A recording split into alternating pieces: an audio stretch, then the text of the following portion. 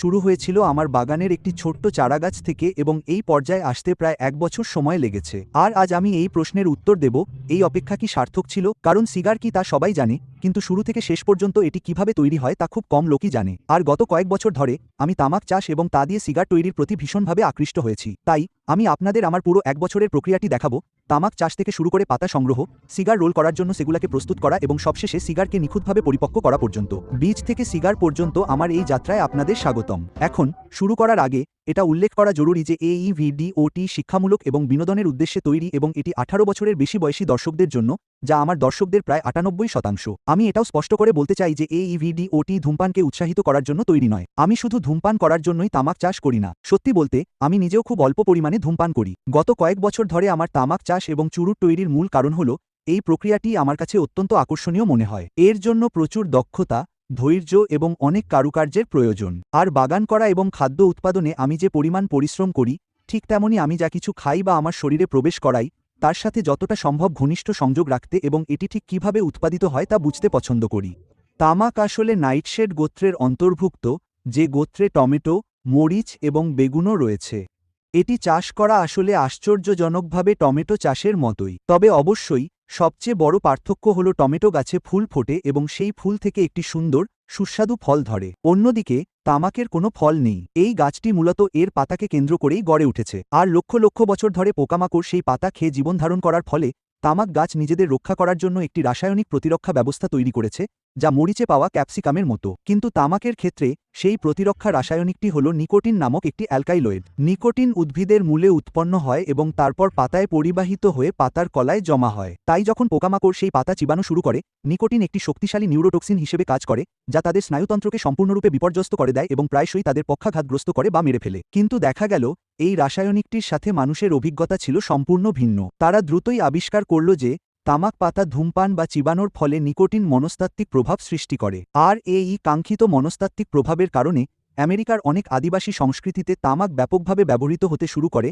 হয় ঔষধি উদ্দেশ্যে, অথবা আধ্যাত্মিক সাধনায়, কিংবা আনুষ্ঠানিক আচারে। এবং তামাক চাষ উত্তর ও দক্ষিণ আমেরিকা জুড়ে ছড়িয়ে পড়ে। এরপর যখন 1400 এর দশকের শেষের দিকে ইউরোপীয়রা আসে, তারা তামাক ইউরোপে নিয়ে যায় এবং 1600 এর দশকের মধ্যে সারা বিশ্বে তামাক চাষ, বাণিজ্য এবং সেবন করা হচ্ছিল। এখন চাষাবাদে যাওয়ার আগে এটা জানা খুব জরুরি যে আপনি যদি তামাক চাষ করতে আগ্রহী হন, তবে অবশ্যই আপনার স্থানীয় আইনকানুন দেখে নেবেন যে এটি চাষ করা আইনসম্মত কিনা, কারণ বিশ্বের কিছু কিছু জায়গায় এটি চাষ করা বেআইনি। এখন আমি যেখানে থাকি সেখানে ব্যক্তিগত ব্যবহারের জন্য তামাক চাষ করা আইনসম্মত, কিন্তু সত্যি বলতে আমি কখনো ভাবিনি যে এখানকার জোন 7A এর জলবায়ুতে এটি চাষ করা সম্ভব। ঐতিহাসিকভাবে যখন আমি তামাক চাষের কথা ভাবি, তখন আমার সঙ্গে সঙ্গে কিউবা বা ডমিনিকান রিপাবলিকের মতো জায়গার কথা মনে আসে, যেগুলো চুরুট উৎপাদনের জন্য বিখ্যাত, কিন্তু অবশ্যই সেখানকার জলবায়ু ক্রান্তীয়, অথবা যুক্তরাষ্ট্রের দক্ষিণাঞ্চলীয় রাজ্য যেমন ক্যারোলাইনা বা জর্জিয়ার কথা, যেখানে বৃহৎ পরিসরে তামাক চাষের দীর্ঘ ইতিহাস রয়েছে, নিউ ইয়র্কের কথা নয়। তাই আমি একটি গ্রিনহাউস তৈরি করার পরেই ভাবলাম, আচ্ছা, হয়তো এখন এটা সম্ভব,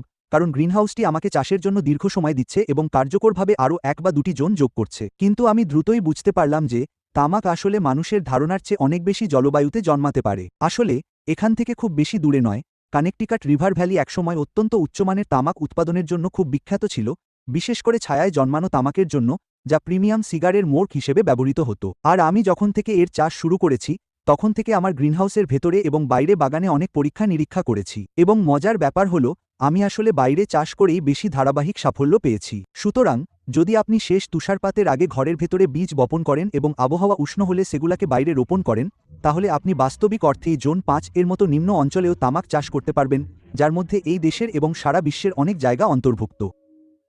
এখন অবশ্যই আপনাকে প্রথমে কিছু বীজ জোগাড় করতে হবে। আর জলবায়ু, স্বাদ, পাতার আকার, নিকোটিনের মাত্রার উপর নির্ভর করে এর প্রচুর বিভিন্ন জাত রয়েছে। আমি সাধারণত সেই সব জাতি বেছে নিই যেগুলো বিশেষভাবে সিগার তৈরির জন্য চাষ করা হয়, এবং আমার পরিবেশে কোনটি ভালোভাবে জন্মায় তা দেখার জন্য আমি পরীক্ষা নিরীক্ষা করতে পছন্দ করি। আর একবার আপনি এক মৌসুমে সফলভাবে তামাক চাষ করতে পারলে, আপনি ফুলগুলো শুকিয়ে বীজ সংগ্রহ করতে পারেন এবং পরের বছরের জন্য সেগুলো আবার ব্যবহার করতে পারেন। তামাকের বীজ আপনার জীবনে হাতে নেওয়া সবচেয়ে ছোট বীজের মতো, যা রোপণ করাকে কিছুটা কঠিন করে তোলে। ঘরের ভেতরে এর চারা তৈরি করতে আমি কিছু প্লাস্টিকের সেল এবং বীজ বপনের উপযোগী মিশ্রণ ব্যবহার করি এবং আমি নিশ্চিত করি যে বীজ বপনের মিশ্রণটি আগে থেকেই ভেজানো থাকে। আর যেহেতু বীজগুলো খুব ছোট, আপনি কখনোই শুধু একটি বীজ আলাদা করতে পারবেন না, তাই আমি কয়েকটি বীজ যতটা সম্ভব সমানভাবে উপরিভাগে ছিটিয়ে দিই এবং তারপর সেগুলোর উপর খুব হালকা করে মাটি দিয়ে দিই। অথবা আপনি ভার্মিকিউলাইট বা কেঁচোর সারের মতো অন্য কোনো মাধ্যমও ব্যবহার করতে পারেন। আর অন্যান্য নাইটশেড জাতীয় উষ্ণ গ্রীষ্মকালীন ফসলের মতোই তামাকের অঙ্কুরোদ্গমের জন্য উষ্ণতার প্রয়োজন হয়, তাই আমি এটিকে একটি হিটিং ম্যাটের উপর রাখা ট্রেতে রাখি এবং উপরে একটি আর্দ্রতার গম্বুজ বসিয়ে দিই। তারপর আমি সেগুলোর উপর নজর রাখি এবং প্রায় 1 সপ্তাহের মধ্যে আপনি এই অতি ক্ষুদ্র অঙ্কুর দেখতে শুরু করবেন।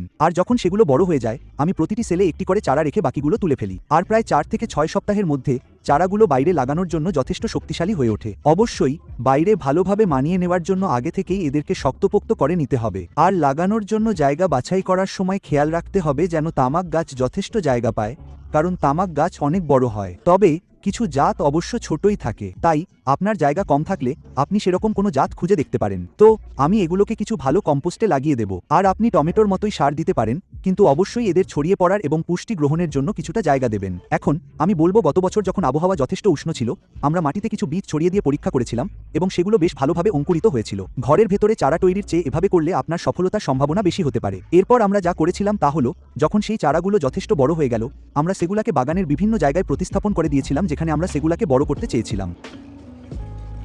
তো প্রায় 6 থেকে 8 সপ্তাহ বেড়ে ওঠার পর গাছগুলো দেখতে এই রকম হয়ে যায়। এটি হলো প্রাথমিক বৃদ্ধির পর্যায়, যেখানে তারা এখনও তাদের শিকড় ব্যবস্থা তৈরি করছে। তারপর প্রায় 10 থেকে 12 সপ্তাহের মধ্যে আপনি দেখতে শুরু করবেন যে গাছটি সত্যিই দ্রুত বাড়তে শুরু করেছে, যখন এর শিকড়গুলো ভালোভাবে বসে যায় এবং আবহাওয়াও বেশ উষ্ণ হতে শুরু করে।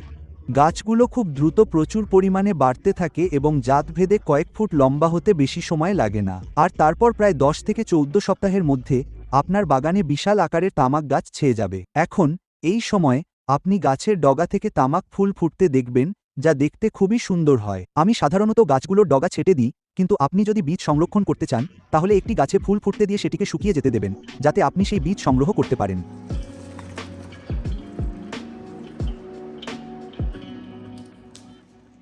এখন আমরা এই প্রক্রিয়ার অন্যতম গুরুত্বপূর্ণ একটি ধাপে যাব, যা হলো পাতা সংগ্রহ করা। এখন পাতাগুলো পরিপক্ক হয়ে গেলে এবং গাছে ফুল ফোটা শুরু হলে আপনি একটি আকর্ষণীয় জিনিস লক্ষ্য করতে শুরু করবেন। গাছের নিচ থেকে পাতাগুলো পাকতে শুরু করে। এটা অনেকটা শরৎকালে গাছের রূপান্তরের মতোই। পাতাগুলো প্রথমে সবুজ থাকে, তারপর কমলা, হলুদ বা লাল রঙে রূপান্তরিত হয়, এরপর শুকিয়ে বাদামি হয়ে যায়। তামাকের ক্ষেত্রেও প্রায় একই রকম ঘটনা ঘটে। আপনি পাতাগুলোতে হালকা হলুদ ভাব দেখতে শুরু করবেন এবং এটাই হলো পাকার প্রক্রিয়া, যা পরবর্তীকালে সঠিক প্রক্রিয়াজাতকরণের জন্য অপরিহার্য। এখন স্বাভাবিকভাবেই যদি আপনি পাতাগুলো একেবারেই না তোলেন, তাহলে এই প্রক্রিয়াটি নিজে থেকেই চলতে থাকবে। পাতাগুলো পুরোপুরি হলুদ হয়ে যাবে, তারপর গাছেই শুকিয়ে ঝরে পড়বে এবং মাটিতে মিশে পচে যাবে। প্রযুক্তিগতভাবে এটি একটি পথ, যদিও সাধারণত এভাবে তামাক প্রক্রিয়াজাত করা হয় না। এখন যদি পাতাগুলো শুকানোর আগে হলুদ হতে শুরু না করে, তাহলে এর বেশিরভাগ ক্লোরোফিল পাতার মধ্যেই আটকে থাকে। আর যখন এমনটা হয়, তখন তামাক কখনোই পুরোপুরি বাদামি হয় না। এটি শুকিয়ে সবুজাভ রং ধারণ করে এবং এর ধোঁয়া অনেক বেশি তীব্র ও তিক্ত হতে পারে। তাই সঠিক সময়ে পাতা তোলা খুবই গুরুত্বপূর্ণ।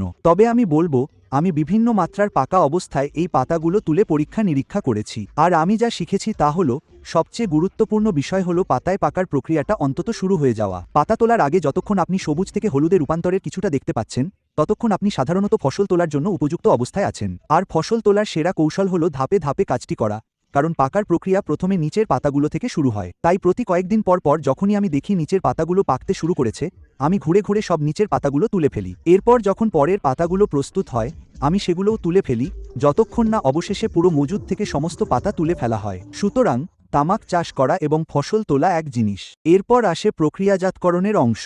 আর এই প্রক্রিয়াজাতকরণের পর্যায়ে অনেক রূপান্তর ঘটে। পাতাগুলো সবুজ থেকে হলুদ এবং তারপর বাদামি রঙে পরিণত হয়। পাতার মধ্যে থাকা শ্বেতসার চিনিতে রূপান্তরিত হয়। প্রোটিন ভেঙে যেতে থাকে এবং এই সমস্ত রাসায়নিক পরিবর্তনই অবশেষে তামাকের স্বাদ, গন্ধ এবং পোড়ার গুণাবলী তৈরি করে। ঐতিহ্যগতভাবে তামাক পাতা ঝুলিয়ে বাতাসে শুকানো হয়, সাধারণত খামার বাড়ির মতো কোনো সুরক্ষিত জায়গায়, যেখানে পাতাগুলো বৃষ্টি এবং অতিরিক্ত রোদ থেকে সুরক্ষিত থাকে, কিন্তু পর্যাপ্ত বাতাস চলাচল করতে পারে। আমি নিজেও এটা অনেকবার করার চেষ্টা করেছি। আমি আমার গ্রিনহাউসে পাতা ঝুলিয়েছি, আমি আমার গ্যারেজেও ঝুলিয়েছি। সবকিছু সবসময় খুব ভালোভাবে শুরু হয়, কিন্তু অবশেষে তামাকের পাতায় কোনো না কোনো ধরনের ছত্রাক জন্মায়, কারণ বাইরে সঠিকভাবে শুকানোর জন্য প্রয়োজনীয় সঠিক তাপমাত্রা আর্দ্রতা এবং বাতাস চলাচল নিয়ন্ত্রণ করা সত্যিই খুব কঠিন। তাই এর পরিবর্তে আমি যা করতে পছন্দ করি তা হলো তোয়ালে পদ্ধতি, যা অল্প পরিমাণে পাতা শুকানোর জন্য খুব কার্যকরভাবে কাজ করে। মূলত পাতাগুলোকে একটি পরিষ্কার তোয়ালের ভেতরে স্তূপ করে আলগাভাবে মুড়িয়ে দিতে হয়। তারপর প্রতিদিন ওই বান্ডিলটি ধরে ধরে প্রতিটি পাতা উল্টে দেওয়া খুব জরুরি। এটি এক জায়গায় আর্দ্রতা জমতে বাধা দেয় যেখানে ছত্রাক জন্মাতে পারে। আর আমাদের তোয়ালেটি এমন একটি চমৎকার পরিবেশ তৈরি করে যা ধীরে ধীরে পাতা থেকে আর্দ্রতা বের করে দেয় এবং শুকানোর প্রক্রিয়াটি সম্পন্ন হওয়ার জন্য প্রয়োজনীয় তাপমাত্রা ও আর্দ্রতা নিয়ন্ত্রণে রাখে। আর আমার কাছে প্রতিদিন এই প্রক্রিয়াটা বেশ মজার মনে হয়, কারণ আপনি ধীরে ধীরে সেই রূপান্তরটা লক্ষ্য করতে শুরু করবেন, যেখানে পাতাগুলো পাকার সাথে সাথে প্রতিদিন সবুজ রংটা ধীরে ধীরে আরও হলুদ হয়ে যাচ্ছে। আর যদি কোনো পাতা খুব তাড়াতাড়ি তোলা হয় এবং সেটা হলুদ না হয়ে সবুজি থেকে যায়, তাহলে আপনি সেটা ফেলে দিতে পারেন। একইভাবে যদি আপনি ছত্রাক পড়তে দেখেন, সেটাও একই রকম। আপনার অন্য পাতাগুলোতে ছড়িয়ে পড়ার আগেই সাথে সাথে সেটা সরিয়ে ফেলুন। আর পাতাগুলো যখন পুরোপুরি পেকে হলুদ হয়ে যায়, তখন সেগুলো আরও শুকাতে শুরু করে এবং তামাকের সেই চিরাচরিত বাদামি রঙে রূপান্তরিত হয়। আর ঠিক তখনই পাতাগুলো থেকে আসল তামাকের মতো গন্ধ বের হতে শুরু করে। আর যেহেতু এটা আমার নিজের হাতে করা একটি উদ্যোগ, আপনি দেখবেন আমার কাছে বিভিন্ন রঙের বাদামি ও হলুদ পাতা রয়েছে, এমনকি এর সাথে কিছু সবুজও মেশানো আছে। প্রতি বছর আমি একটু একটু করে ভালো করি, কিন্তু আমি এই বিষয়ে মোটেই কোনো বিশেষজ্ঞ নই। এখন বেশিরভাগ পেশাদার সিগার তৈরির ক্ষেত্রে পাতাগুলোকে গাজানো হয়। এখানেই প্রক্রিয়াজাত পাতাগুলোকে তাপমাত্রা ও আর্দ্রতা নিয়ন্ত্রিত কোনো এক ধরনের ঘরে একটার ওপর আরেকটা স্তূপ করে রাখা হয় এবং তামাক নিজে থেকেই গরম হতে ও গাজন শুরু করে, যার তাপমাত্রা প্রায় 100 থেকে 130 ডিগ্রি ফারেনহাইট পর্যন্ত পৌঁছায়। এখন আপনি যদি বাড়িতে আপনার পাতা গাজন করতে চান, তাহলে একটি ছোট আকারের গাজন ব্যবস্থা তৈরি করতে পারেন। আমি এখনও সেটা তৈরি করিনি, কিন্তু আমার কাছে এখন এই গাজন কুলারটি আছে, যা এর জন্য একটি উপযুক্ত জায়গা হবে। তাই আমি ভাবছি আগামী বছর এটা চেষ্টা করে দেখব যে গাজনের মাধ্যমে এই স্বাদগুলো কিভাবে পরিবর্তিত হয়। কিন্তু পাতা গাজন করার কোনো প্রয়োজন নেই। আপনি সরাসরি পরিপক্ক করার পর্যায়ে চলে যেতে পারেন, যা আপনাকে একটি চমৎকার চূড়ান্ত পণ্য দেবে। আর পরিপক্ক করার জন্য আমি যা করি তা হলো, আমি সমস্ত পাতা একসাথে স্তূপ করে রাখি। আমি সেগুলাকে মুড়িয়ে আমার হিউমিডোরে রাখি, যা অবশ্যই সঠিক তাপমাত্রা ও আর্দ্রতায় তামাকজাত পণ্য পরিপক্ক করার জন্য তৈরি। আর আপনি কতটা পরিপক্ক করতে চান তা সম্পূর্ণ আপনার উপর নির্ভর করে। সত্যিই উচ্চমানের সিগার বছরের পর বছর ধরে পরিপক্ক করা হয়, এমনকি 1 থেকে 2 মাসও বেশ লক্ষণীয় পার্থক্য গড়ে দিতে পারে। এই ব্যাচের জন্য আমি পাতাগুলোকে রোল করার আগে প্রায় 3 মাস ধরে রেখে দিয়েছি। বেশ, তাহলে আমার পুরনো তামাক তৈরি এবং অবশেষে সিগার রোল করার সময় এসে গেছে। খুবই উত্তেজনাপূর্ণ ব্যাপার। আর আমার মনে আছে অনেক বছর আগে ডমিনিকান রিপাবলিকে বেড়াতে গিয়ে প্রথমবার এই প্রক্রিয়াটি দেখেছিলাম। আর এই বয়স্ক মানুষগুলো যে কারুকার্য এবং গতিতে সিগার রোল করতে পারতেন, তা দেখে আমি মুগ্ধ হয়ে গিয়েছিলাম। একের পর এক তৈরি করে যাচ্ছিলেন, যা সম্ভবত এই শিল্পের প্রতি কয়েক দশকের নিষ্ঠার ফল। আমি ব্যক্তিগতভাবে শিখেছি, অবশ্যই ইউটিউবে কিংবদন্তি ব্লিস সিগার কোংয়ের কাছ থেকে। আর আপনি যদি জীবনে কখনো সিগার রোল করার কথা নাও ভাবেন, যা সম্ভবত আপনাদের মধ্যে বেশিরভাগ দর্শকের ক্ষেত্রেই সত্যি, তবুও তার কন্টেন্টগুলো দেখার মতো। এটা একেবারে মন্ত্রমুগ্ধকর। তিনি প্রায় কথাই বলেন না। এটি কেবল একটি ওভারহেড ক্যামেরা যা বিভিন্ন শৈলী এবং ধরনের সিগার রোল করার প্রক্রিয়াটি নথিভুক্ত করে। আর আপনি অবশ্যই তার কন্টেন্ট দেখেই সিগার রোল করার প্রাথমিক বিষয়গুলো শিখে নিতে পারবেন। আর খুব পরিষ্কার করে বলতে গেলে, এই লোকটা যা করছে তার তুলনায় আমি এই কাজে বেশ কাঁচা। আমি এ পর্যন্ত মাত্র 3 বার এটা করেছি, কিন্তু প্রতিবার করার সাথে সাথে আমি একটু একটু করে ভালো করছি এবং অবশ্যই আরও স্বচ্ছন্দ বোধ করছি। আর একটা প্রধান জিনিস যার সাথে সাথেই পরিষ্কার হয়ে যায় তা হলো, আপনি এই শিল্পকে যত গভীরে এবং দক্ষতার সাথে নিয়ে যেতে চান, যেতে পারেন, কিন্তু দিনের শেষে আমরা ধূমপানের জন্য শুধু একগাদা শুকনো পাতা পাকাচ্ছি, যা আমাকে ছোটবেলার কথা মনে করিয়ে দেয়। আমি বরাবরই একজন অগ্নিপ্রেমী ছিলাম, পাগলের মতো পাতায় আগুন ধরাতাম। এই প্রক্রিয়াটি অবশ্যই আরও বেশি পরিমার্জিত এবং এর একটি বৃহত্তর উদ্দেশ্য রয়েছে। এখন সিগার পাকানোর ক্ষেত্রে প্রথম যে জিনিসটি বুঝতে হবে তা হলো, একটি সিগারের 3টি প্রধান স্তর থাকে। এর মধ্যে আছে ফিলার, যা সিগারের বেশিরভাগ অংশ তৈরি করে। তারপর আছে বাইন্ডার, যা মূলত ফিলারকে একসাথে ধরে রাখে। এবং সবশেষে র্যাপার, যা একটি বাইরের পাতা যা সবকিছুকে মুড়ে দেয় এবং দেখতে সুন্দর করে তোলে। এখন পর্যন্ত একটা জিনিস আমি সফলভাবে করতে পারিনি, আর তা হলো ভালো বাইরের মোড়কের পাতা ফলানো। র্যাপার তামাক মূলত নিখুঁতভাবে ফলাতে হয়। এর জন্য খুব বড় ও পাতলা পাতা প্রয়োজন, যেগুলো বেশিরভাগ সময় শেড ক্লথের নিচে ফলানো হয় যাতে সেগুলো সুন্দর, মসৃণ এবং কোমল থাকে। এখন আমি সেই পর্যায়ে পৌঁছানোর জন্য কাজ করছি, কিন্তু এরই মধ্যে আমি র্যাপার পাতার জন্য বাইরের সাহায্য নিয়েছি। আমি এটা অনলাইন থেকে কিনি, যাতে অন্তত দেখতে সুন্দর লাগে। আর এতে আমার কোনো সমস্যা নেই, কারণ এটা পুরো সিগারের মাত্র 5%। আপনার কোনো এক ধরনের প্রাকৃতিক সিগার রোলিং গ্লু লাগবে। এর বিভিন্ন রূপ আছে, কিন্তু মূলত এটি একটি উদ্ভিদ ভিত্তিক আঠা। এটি একটি সেভেটা, যা একটি ঐতিহ্যবাহী সিগার কাটার ছুরি। এটি দিয়ে তামাক কাটা অনেক সহজ হয়, তবে আপনি অবশ্যই কাঁচিও ব্যবহার করতে পারেন। আর আমি এই ধরনের একটি প্লাস্টিকের সিগার মোল্ড ব্যবহারের জন্য জোরালোভাবে সুপারিশ করব। এটি ছাড়াও আপনি সিগার রোল করতে পারবেন, কিন্তু একজন নতুন ব্যবহারকারীর জন্য সিগারের সুন্দর আকার দেওয়ার ক্ষেত্রে এটি একটি জীবন রক্ষাকারী। সুতরাং আমি প্রথমে পাতাগুলো বেছে নেব যাতে কোনো ছত্রাক জন্মাচ্ছে কিনা তা নিশ্চিত হতে পারি। আর যদি কোনো ছত্রাক দেখতে পান, তাহলে সেই পাতাগুলো ফেলে দিতে পারেন। আমরা কয়েকটি পাতায় কিছু সাদা দাগ লক্ষ্য করেছিলাম, এবং যখন আমি সেগুলোকে মাইক্রোস্কোপের নিচে রাখলাম, তখন দেখা গেল যে সেগুলো আসলে কিউরিং প্রক্রিয়ার ফলে জমা হওয়া সামান্য লবণ এবং খনিজ পদার্থ। আর যখন এই পাতাগুলো হিউমিডোর থেকে বের করা হয়, তখনও এগুলো কাজ করার জন্য জন্য কিছুটা শুকনো এবং ভঙ্গুর থাকে, তাই আমি সেগুলাকে কিছুটা জল ছিটিয়ে আর্দ্র করে নিই এবং রোল করার আগে প্রায় 10 মিনিটের জন্য রেখে দিই। তারপর আমি সমস্ত পাতাগুলো থেকে মাঝের ডাটাটি কেটে ফেলব, যেটা রোল করার প্রক্রিয়ার সবচেয়ে পুরু এবং ঝামেলাপূর্ণ অংশ হবে। এরপর আমি দুটি আলাদা স্তূপ তৈরি করব। একটি স্তূপে থাকবে আমার সেরা পাতাগুলো, যেগুলো সবচেয়ে কম ক্ষতিগ্রস্ত এবং সবচেয়ে অক্ষত, এবং এগুলো আমার বাইন্ডার পাতা হিসেবে ব্যবহৃত হবে। আর বাকি সবকিছু ফিলার স্তূপে যাবে, যেগুলো খুব ভালো না হলেও চলবে। আর রোলিং প্রক্রিয়ার প্রথম ধাপ হলো ফিলারটি তৈরি করা শুরু করা। আর আমি হাতে পাতার টুকরোগুলো স্তূপ করে রেখে শুরু করি। আর এটা পুরোটাই অনুভূতির উপর নির্ভর করে। আপনি যা শেষ পর্যন্ত ছাঁচে ভরবেন তার একটা মোটামুটি আকৃতি তৈরি করার চেষ্টা করছেন। আর আমি দেখেছি যে এই অংশটা পুরোটাই ভারসাম্যের ব্যাপার। পাতাগুলো যদি খুব আটসাট করে ভরা হয় তাহলে সিগার টানা যাবে না এবং আপনি এটি টানতে পারবেন না, কিন্তু যদি খুব আলগা হয় তাহলে বড় বড় বায়ুর পকেট তৈরি হবে এবং এটি খুব অমসৃণভাবে পুড়বে। আর সত্যি বলতে প্রথম 1 বা 2 বার এটা করার পর আপনি এর ব্যাপারে অনেক ভালো একটা অনুভূতি পেতে শুরু করবেন। আর সবচেয়ে গুরুত্বপূর্ণ হলো আপনার ছাঁচের আকারের মধ্যে আসলে কি আটবে তা আপনি বুঝতে পারবেন। আর যখন ফিলারটা দেখতে মোটামুটি ঠিকঠাক মনে হয়, আমি একটা ভালো বাইন্ডার পাতা নিয়ে সেই ফিলারটাকে মুড়িয়ে সিগারের মোটামুটি আকৃতিটা তৈরি করতে শুরু করি। আপনি এখানে আসলে সবকিছুকে একসাথে আনার চেষ্টা করছেন। এটা খুবই অমসৃণ। আর যদি কোনো জায়গায় শক্ত করার দরকার হয় আপনি সবসময় আরেকটি বাইন্ডার লিফ যোগ করতে পারেন। আর আমি শেষে সামান্য সিগার গ্লু যোগ করতে পছন্দ করি, যাতে সবকিছু একসাথে লেগে থাকে। তারপর আপনি ওই অমসৃণ আকারের সিগারটি ছাঁচে বসিয়ে দিন, যা সবকিছুকে চেপে সিগারের ক্লাসিক আকার দিতে সাহায্য করে, এবং আপনার সমস্ত তামাক দিয়ে এই প্রক্রিয়াটি পুনরাবৃত্তি করুন।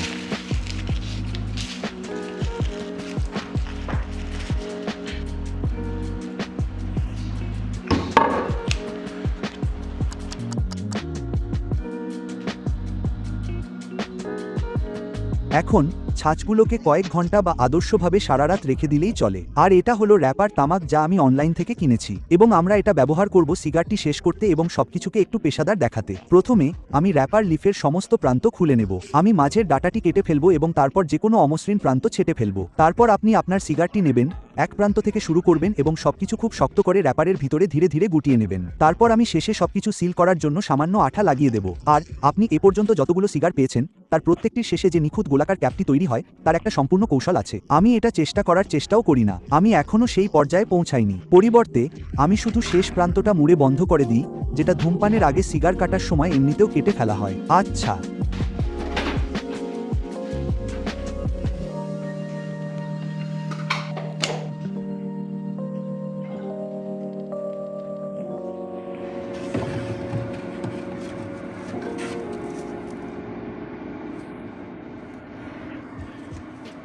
দাড়ি তো আপনারা ভাবেননি যে আমি পণ্যটি চেখে না দেখেই এই ভিডিওটি শেষ করব, তাই না? তাই আমি আসলে দুটো সিগার চেখে দেখব। এখানে আমার কাছে একটি সিগার আছে যেটা আমার আগের ফসল থেকে 1 বছরেরও বেশি সময় ধরে পুরনো হচ্ছে, আর এটা হলো সাম্প্রতিক ফসল। এটা এখনো প্রায় 5 মাস ধরে পুরনো হচ্ছে। আমি ভেবেছিলাম দুটো চেখে দেখলে খুব মজার হবে, এতে আমি পার্থক্যটা ধরতে পারি কিনা তা দেখতে পাবো। আর অবশ্যই এটা গবেষণার উদ্দেশ্যে করা হচ্ছে। আমি ধূমপানকে উৎসাহিত করছি না। এখানকার বেশিরভাগ দর্শক অবশ্যই এই চ্যানেলটিকে রান্নার চ্যানেল হিসেবেই দেখে অভ্যস্ত। এখন গত কয়েক বছরে বাগান করার অনেক কাজ হয়েছে। আমি সিগার তৈরির উপর একটি ভিডিও প্রকাশ করেছিলাম। এটা প্রায় 2 বছর আগের একটা ছোট ভিডিও ছিল এবং সেটা সুপার ভাইরাল হয়ে যায়। এটা আমার সর্বকালের সবচেয়ে জনপ্রিয় ভিডিওগুলোর মধ্যে অন্যতম। আর আমার মতোই অনেকেই এই প্রক্রিয়াটির প্রতি খুব আগ্রহী ছিলেন। কিন্তু অবশ্যই প্রচুর নেতিবাচক মন্তব্যও ছিল। আর মানুষ যেভাবে বিচার করার সেভাবেই করবে। এ ব্যাপারে আমার কিছু করার নেই। আমার ব্যক্তিগত ধারণা হলো মানুষ প্রায় চিরকাল ধরেই নিজেদের মানসিক অবস্থা পরিবর্তনের জন্য উদ্ভিজ্জ উপাদান ব্যবহার করে আসছে। সেটা গাছপালা ফুটিয়ে অ্যালকোহল তৈরি করা হোক, ক্যাফেইনের জন্য গাছপালা ফুটিয়ে পান করা হোক, বা এই ক্ষেত্রে নিকোটিনের জন্য তামাক সেবন করা হোক। এমন মানুষ খুব বেশি নেই যারা সময় সময় নিজেদের মানসিক অবস্থা পরিবর্তনের জন্য কিছু ব্যবহার করে না। আমার মনে হয় আমার কাছে যেটা গুরুত্বপূর্ণ তা হলো এই পণ্যগুলোর সাথে আমার সম্পর্ক। এ কারণেই আমি এমন জিনিস ব্যবহার করার পথ বেছে নিয়েছি যা আমি নিজে প্রক্রিয়াজাত করেছি এবং যার সাথে আমার একটি দৃঢ় সংযোগ রয়েছে, সেটা এই ক্ষেত্রে অ্যালকোহল হোক বা তামাক। এটা আমার ব্যক্তিগত লক্ষ্য ছিল এবং সেই কারণেই এই পুরো প্রক্রিয়ায় আমি কয়েকটি চুরুট পেয়েছি এবং আমার জন্য পুরো বছরের জন্য এটাই যথেষ্ট। আমার মনে হয় আমি আসলে 1 বছরেরও বেশি সময় ধরে চুরুট খাইনি, কারণ প্রায় 10 মাস আগে আমার ছেলে হয়েছে। তাই আমি যখন তরুণ ছিলাম তখন এই পণ্যগুলো বেশি ব্যবহার করতাম, কিন্তু এখন এগুলো বিশেষ অনুষ্ঠানে বা বর্তমান পরিস্থিতি অনুযায়ী মাঝে মাঝে ব্যবহার করি। তো আমরা কম পুরনো চুরুটটা দিয়ে শুরু করব।